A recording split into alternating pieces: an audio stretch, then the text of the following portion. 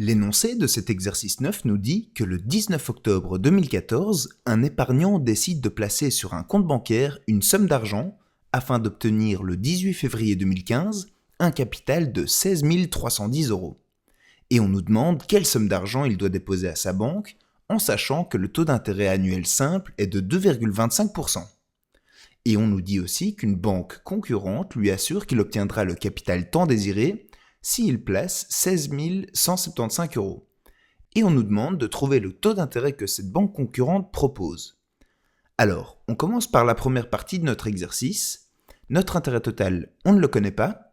Notre capital de départ, c'est la donnée qu'on nous demande de trouver. Notre taux d'intérêt est annuel et vaut 2,25%. Pour notre nombre de périodes, on nous dit que la durée de notre placement va du 19 octobre 2014 au 18 février 2015.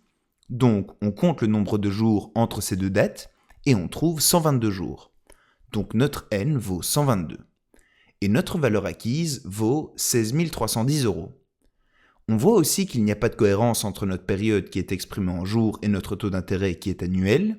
Donc, on adapte notre période journalière à notre taux annuel en divisant 122 par 365 car on est dans le cadre d'un placement. Et maintenant, on a toutes les données nécessaires pour pouvoir utiliser la formule du capital de départ et on obtient 16 188,26 euros. Maintenant, on passe à la deuxième partie de notre exercice où on a une banque concurrente qui nous dit qu'avec un capital de départ de 16 175 euros, sous-entendu placé pendant la même période de 122 jours, nous rapportera aussi 16 310 euros. Et on nous demande de calculer le taux d'intérêt de ce placement. Problème, la formule pour calculer le taux d'intérêt, c'est grand I divisé par C0 fois N. Et on ne connaît pas notre grand I. Alors, première chose, on va d'abord chercher notre intérêt total. Et la formule pour trouver l'intérêt total, c'est C0 fois I fois N.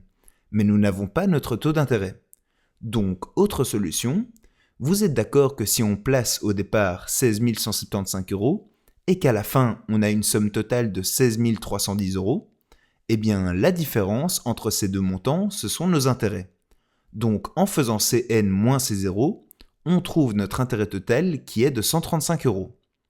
Et maintenant que nous avons trouvé cette donnée, on peut calculer notre taux d'intérêt, et il est de 2,5%.